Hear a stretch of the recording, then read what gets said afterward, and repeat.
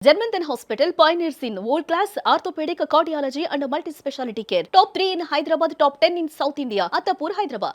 ఎక్కువ ఆవేశం ఎక్కువ కదా ఆ టైంలో అన్నదానికి రియలైజేషన్ కూడా ఉంటుంది కాబట్టి డెఫినెట్గా అలా ఫీల్ అయిన సందర్భాలు పొలిటికల్ లైఫ్లో పొలిటికల్ ఫ్యామిలీస్ మధ్య వచ్చిన వైరంలో కొంచెం ఆగుంటే ఆవేశపడకుండా మాట్లాడుంటే బాగుండు ఈ situation very bad in my life బయట కూడా అనుకుంటున్నారు దీని గురించి అని మీ చెవిని పడి మీరు చాలా ఉంటాయన్నా డెఫినెట్. ఎనీ వన్ ఇన్సిడెంట్ ఇది జరిగి ఉండకూడదు కదా అనుకున్న సిచ్యువేషన్ అంటే ఏమని చెప్తారు? అంటే నేను మాట్లాడింది అంటున్నారు జరిగి ఉండకూడదు కదా అనుకున్నదైతే ఒక లైఫ్లో మర్చిపోలేని సంఘటన ఒకటి ఉంది. చెప్పిన తర్వాత కూడా మళ్ళీ నాకు మా పార్టీ వాళ్ళే స్టార్ట్ చేస్తారు బూస్టింగ్. మరి అయినా తప్పదంటే చెప్పేస్తాను. చెప్పండి, ఏం కదా. గణేష్ అంటేనే ఎప్పుడంటే అన్న బాగా బాధ అనిపించింది.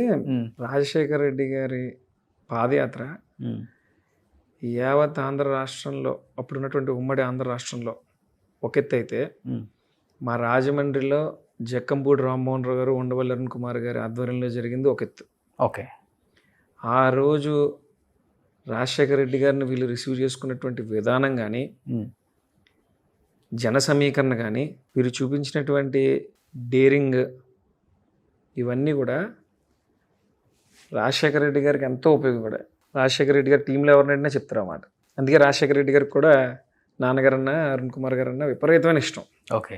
ఆ తరువాత జగనన్న పాదయాత్ర ఏదైతే చేశాడో అందులో ఈ రోడ్ కమ్ రైల్వే బ్రిడ్జ్ కోసం మేము చేసినటువంటి సన్నాహాలు, డెకరేషన్ కానివ్వండి, జన సమీకరణలు కానివ్వండి, మేము పడ్డ కష్టం కానివ్వండి, ఒక 4 రోజులు మాకైతే ఎవరికి నిద్ర లేదన్న. అంటే జన సమీకరణ అన్నది కొన్ని జగన్ గారిని చూసి జనం ఆటోమేటిక్గా వస్తారు, అది వేరే విషయం. మేము పడ్డ కష్టానికి ఆ రోజు 4 రోజుల నుంచి సరిగ్గా రెస్ట్ లేకపోయేటప్పటికి జగనన్న పాపం రాజాని వచ్చి నడవమని చెప్పి అడిగాడు. పక్కన రాజా అని చెప్పాడు. చెప్తే పాపం రాజా వ్యారికోస్ వెయిన్స్ ఇబ్బంది వచ్చి అతను ఇంకా లెగలేని సిచ్యువేషన్కి వెళ్ళిపోయి కొవ్వూరు దగ్గర ఆగిపోయాడు. అప్పుడు ఏమైందంటే, అంత చారిత్రాత్మకమైనటువంటి ఘట్టంలో ఆ రోజు నాన్న చేసినటువంటి పాదయాత్ర కోసం ఏమన్నా మాట్లాడతారేమో అని ఎదురు చూశాను నేను. సరే, ఎక్కడికి వెళ్ళినా సెకండ్ జనరేషన్ అంతా ఆయనతోనే ఉంటారు కాబట్టి జగన్ గారితో, మా ఒక్క కాన్స్టిట్యున్సీ కాదు ఏ కాన్స్టిట్యున్సీకి వెళ్ళినా సెకండ్ జనరేషన్ వాళ్ళతోనే ఉంటారు కాబట్టి రాజశేఖర రెడ్డి గారితో తిరిగిన ప్రతి ఒక్కరి కుటుంబ సభ్యులు, వాళ్ళ తమ్ముడో కొడుకో ఎవరో ఒకరు నెక్స్ట్ వారసత్వం కూడా ఇంత తిరుగుతారు కాబట్టి అన్ని చోట్ల అందరి నాయకుల కోసం మాట్లాడలేడు పాపం. అది నేను ఎంతో కొంత ఒప్పుకుంటాను. కానీ ఏమైందంటే, ఎవరు రాసిచ్చారో తెలియదన్నా, వడ్డీ వీరభద్రరావు గారి కోసం రాసిచ్చారు. ఆ రోజు మాత్రం నేను చాలా బాధపడ్డాను. నేను బాధపడ్డాను, నాతో పాటు వచ్చినటువంటి వేలాది మంది జక్కంపూడి అభిమానులందరూ చాలా బాధపడ్డారు.